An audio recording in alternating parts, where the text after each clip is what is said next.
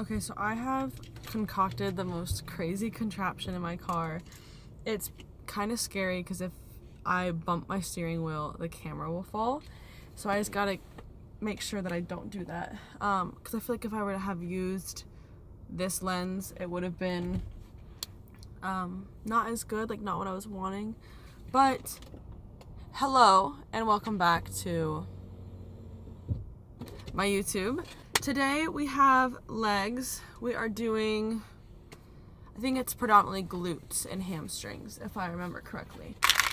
But we're sitting in the gym parking lot right now, and I just wanted to have like a little gym talk before going in.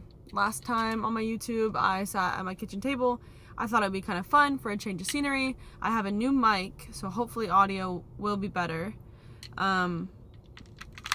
We have our pre. It is the Ghost Burn passion fruit and the Ghost Pump passion fruit. I did 2 scoops of the burn because 2 scoops has 300 milligrams of caffeine and 1 scoop has 150.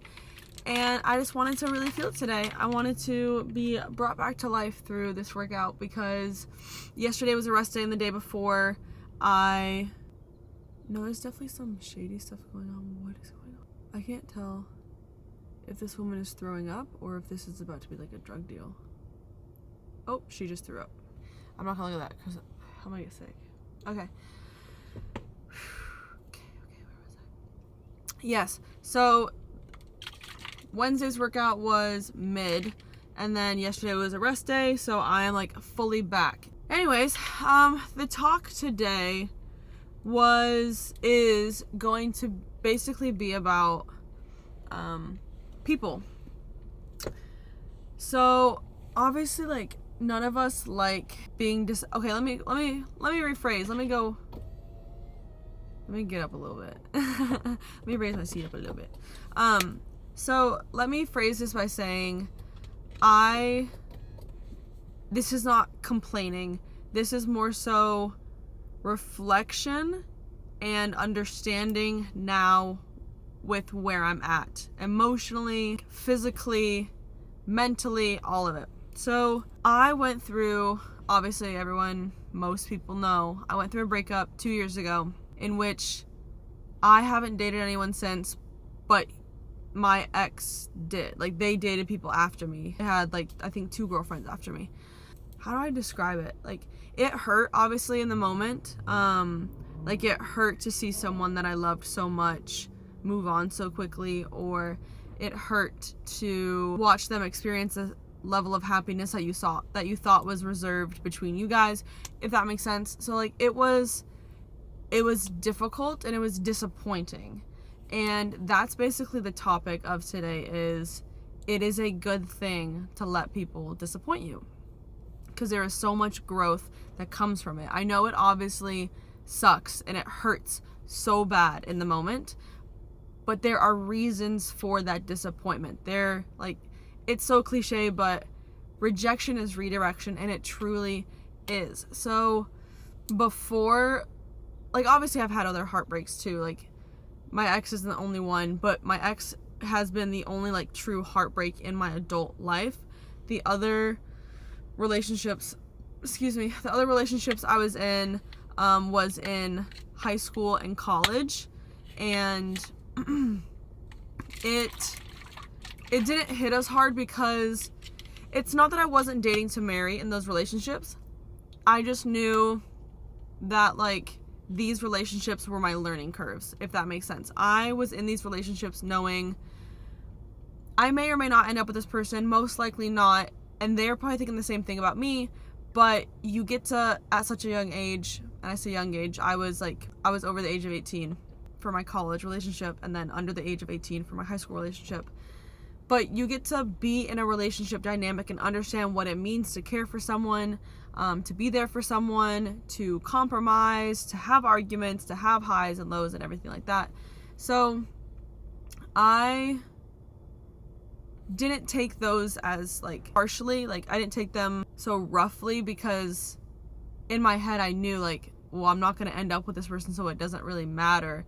It's going to suck because obviously you make memories with that person and you create a dynamic that's comfortable and you create this bond and friendship, but I mean, I feel like everyone's been there at one point where you're in a dynamic or in a relationship of some sort, and you know it's going to end, and you're not sad about it, but you know that it's run its course and you're okay with it, and you've come to terms with, like, this has served me and now it no longer is, so I'm moving on. Well, obviously, my last relationship, I wasn't in that mindset. I was in the mindset of, I love this person, I want to marry this person, I see a future with this person, I see kids with this person, I see the white picket fence, everything. Like, that's what I wanted. And it wasn't what they wanted. And there is nothing you can do to make someone love you. There isn't, like, at all. And it doesn't matter how hard you try, how much you compromise, how much you give up, what you look like, what you say, or what, like, there is nothing that can get someone to love you if they just aren't meant to love you. And that is the most difficult thing, but that's also, like, if you can understand that and not take it personally, you have unlocked this level of maturity that, like, nothing can, like, ever get to you again. Basically, like, if you can understand that some things just aren't and some things just are, you can find a level of peace that, like, no one can take away from you. So that's what I've been doing over the last 2 years. I obviously, got broken up with, and then poured my heart into bodybuilding, and that also got taken away from me whenever I had my emergency surgery. So disappointed in my romantic life, disappointed in my own personal body. Like, my body failed me. That's how I felt. My body failed me. And I was just thinking, like, oh my gosh, I can't catch a break. Like, nothing seems to be working out for me. When in reality, everything was working out for me. I started to really blossom into who I am and who I didn't even know I could be by being single and being alone and working for myself and for the sake of myself, and not doing it for the sake of someone else's approval. Because that's what I did a lot of time in the relationship, was I did things for the sake of thinking it would make him like me more or value me more or blah blah blah. Well, it's potent because of how many scoops of stuff is in. Oh, I also have creatine in there. That's just not the way the world works. It's not how people work. And it's almost like the opposite. The more you try to get someone to like you, it's like people can instinctively, like, sense that. They can, like, they pick up on it, and they're going to realize that, and that's actually going to turn them away from you. They're going to be put off by that. It's like that clingy person. That's exactly like what it is. And being disappointed by that relationship and by the outcome of it has made me realize that, yeah, I was clingy. I wanted to be around him all the time, and I wanted to be involved in every single thing. And it was because I lacked my own identity. I lacked my own autonomy. And because I lacked my own, I just felt this desire to constantly be a part of his, because I didn't have my own thing going on. So I just thought, like, okay, well, if I could make him see value in me, in his routine, like, that will be my purpose. When that's just not how it works. Like, you have to be your own person. Being disappointed by other people forms you into who you are.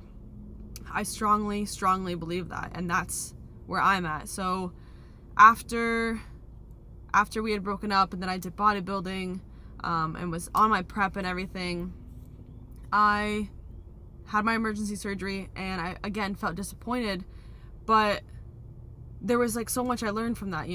I got to experience a prep. I got to see what it all entailed and everything. And then also, hindsight, the condition that I had, it was cecal volvulus. It's when the intestines twist on itself due to a lack of abdominal wall attachment of my right colon.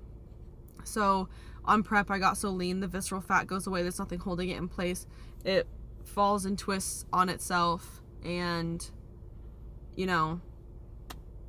have to get surgery. You have to get it removed. So that's like what happened. I obviously had to pull out for my bodybuilding show. I had to learn how to walk. They cut me open down my linea alba. They said my abs will only ever have 80% functioning again.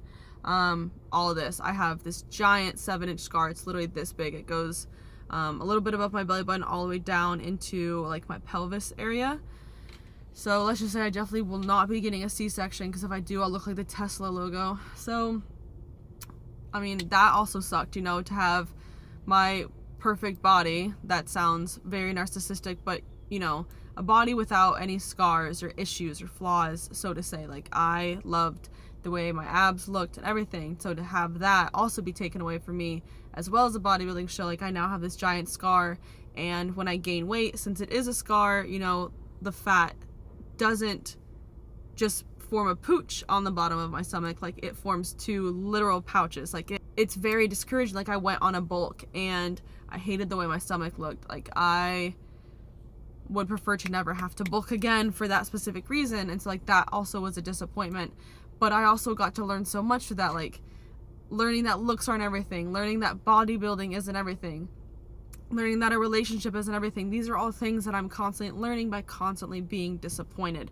And I don't mean disappointed to the sense of like disappointed into depression, but disappointed into a new, like, getting on a new track.